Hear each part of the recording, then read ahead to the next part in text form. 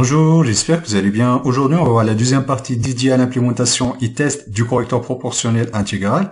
Nous avons vu dans la première vidéo la discrétisation de la fonction du transfert du correcteur. On a pris la fonction du transfert du correcteur analogique.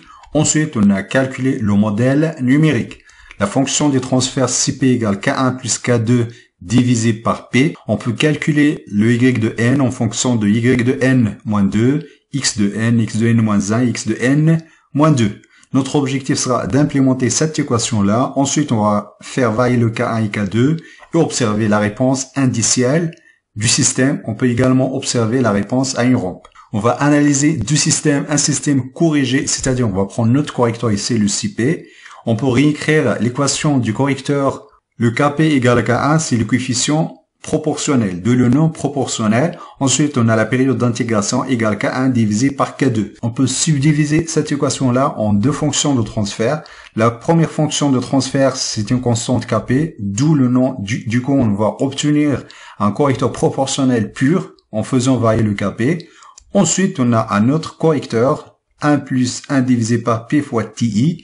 C'est l'intégrateur, d'où, du coup, on peut faire varier le Kp. Également, on peut faire varier la période d'intégration. On va passer maintenant à la fonction qui permet d'implémenter l'équation du correcteur. On va créer une nouvelle fonction qui s'appelle correcteur PI, corps PI. On va lui donner l'échantillon actuel de la consigne. Ensuite, on va déclarer deux tableaux XPI, YPI pour mémoriser le XN-1, XN-2, etc. Ensuite, on va lui donner le K1 et K2. Le K1 et K2, c'est Kp pour l'action proportionnelle. Le K2, c'est pour l'action intégration. Ensuite, on va lui donner également la période d'échantillonnage. À l'intérieur de la fonction, si vous avez suivi les vidéos précédentes, on va faire exactement la même chose. On va prendre l'équation de notre correcteur. On va prendre l'équation numérique de notre correcteur, c'est celle-là. Ensuite, on va implémenter l'équation bêtement. Du coup, on va obtenir la sortie Y de n. On va faire la même chose ici, c'est-à-dire ici, la prochaine itération, on a le x de 0 sera le x de n-1, x ici de 1 sera x de n-2. En revanche, le xnn, on va pas mémoriser le xnn, parce que dans l'équation, on va l'utiliser directement. Là, qu'on voit ici, on a le xn, xn-1, ici xn-1, ici xn-2. Ensuite ici, donc là, yp, ça, c'est y de n-2. Si vous avez bien suivi les vidéos précédentes, l'implémentation de cette équation sera beaucoup plus simple pour vous. On va passer maintenant au test de notre système. Dans un premier temps, on va faire la réponse à un échelon. Cette partie-là, la partie du capteur, le soustracteur, on va garder exactement la même chose comme les vidéos précédentes. Il y a uniquement la partie du correcteur qui va être différente. Concernant le réglage du correcteur, on a besoin de deux paramètres, le K1 et le K2. Ce qu'on va faire dans un cas optimal, on va prendre une période d'intégration égale 7,5 divisé par oméga 1. J'ai mis un lien dans la description pour plus de détails. Du coup, autrement dit, on a le K2 égale K1 fois oméga n divisé par 7,5. Ce qu'on va faire, on va commencer par K égale à 1, faire varier le K, ensuite on va déduire le K2. Ensuite, on va faire appel à notre fonction du correcteur. Ensuite, on va lui donner les deux paramètres qui nous intéressent, le K1 et le K2, et la période d'échantillonnage. Donc là, on attaque le correcteur avec l'erreur. Ensuite, on va récupérer la commande. Le correcteur, on va générer la commande. Ensuite, on va appliquer la commande à notre système de second ordre. Là, qu'on voit ici, on va calculer la sortie de deux systèmes en boucle fermée. Pour le système corrigé, on va récupérer la sortie du correcteur, c'est-à-dire la commande. Ensuite, on va attaquer le système avec la commande.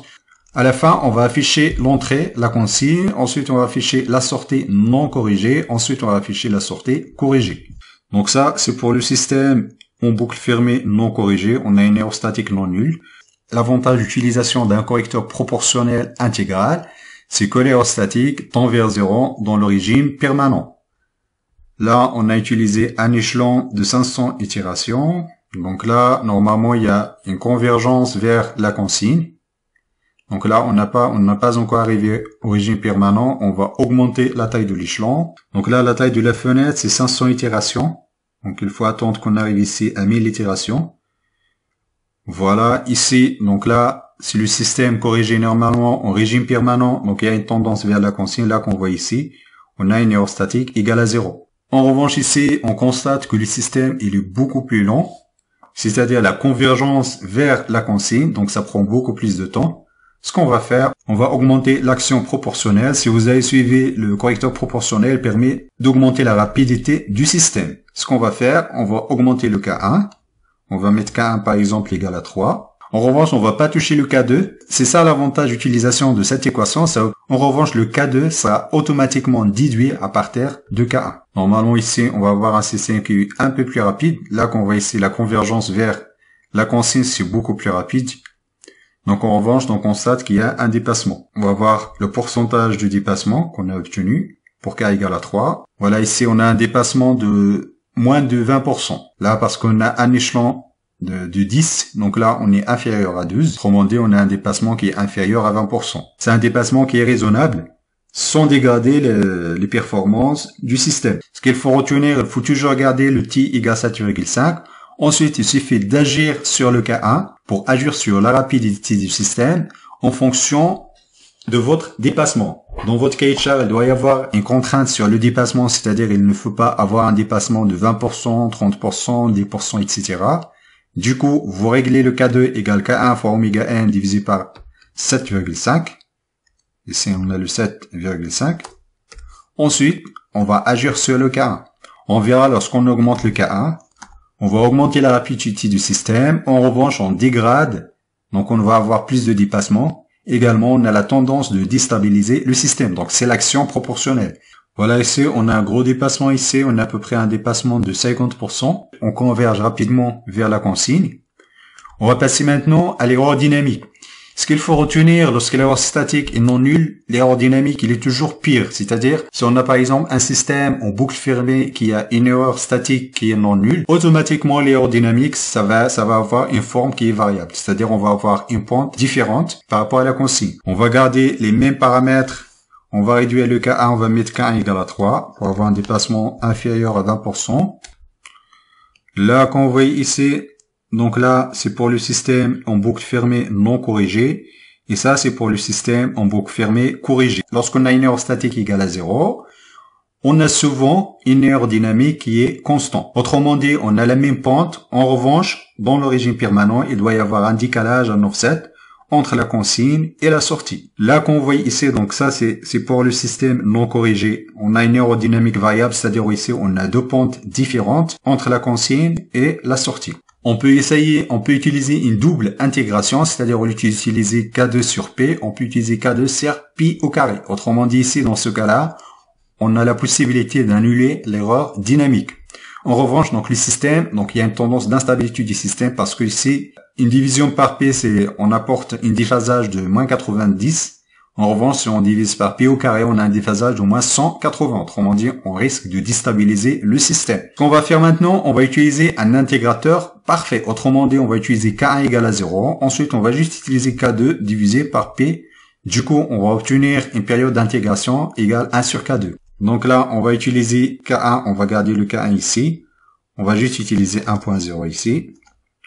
On va utiliser K1 égale à 0 ici, 0.0. Ensuite, on va utiliser K2 égale oméga 1 sur 7.5. On va garder les mêmes paramètres. Juste ici, le K1 égale à 0. Voilà ici, donc ça, c'est la réponse à un intégrateur pur. Là, qu'on voit ici, donc on a une erreur statique égale à 0. Ce qu'on va faire ici, on va multiplier par 3. C'est comme tout à l'heure, on avait K1 égale à 3. Ici, on va pas mettre le K1, on va mettre 3 fois oméga 1 divisé par 7,5. Ensuite, on va mettre K1 égale à 0. Autrement dit, on a changé ici la période d'intégration. Voilà qu'on voit ici, donc on a un petit peu augmenté la rapidité du système. Donc en revanche, donc ici, il y a un dépassement. Donc il y a un dépassement qui est inférieur à 20%, comme tout à l'heure. Donc en revanche, donc on constate qu'il y a un peu de différence, il y a un petit décalage, donc le système il est un peu plus long. L'inconvénient d'utilisation d'un correcteur PI, c'est-à-dire le temps de réponse, c'est pas terrible. On a toujours un système qui est plus long par rapport à un système non corrigé. Là qu'on voit ici, on va voir la différence entre le système corrigé et le système non corrigé. On va voir que le système non corrigé, là qu'on voit ici le système non corrigé, il est toujours plus rapide par rapport au système corrigé. C'est ça l'inconvénient d'utilisation d'un correcteur proportion intégrale. C'est-à-dire dans le régime transitoire, donc il doit y avoir un temps de latence pour atteindre le régime permanent. Pour rendre un système beaucoup plus rapide, ce qu'on peut faire, on peut utiliser un correcteur proportionnel dérivé. Le correcteur proportionnel dérivé, il apporte un déphasage qui est positif. Autrement dit, il va augmenter la rapidité du système, également sa stabilité. On verra dans la prochaine vidéo un correcteur en avance de phase. Je vous remercie de votre attention. À la prochaine vidéo.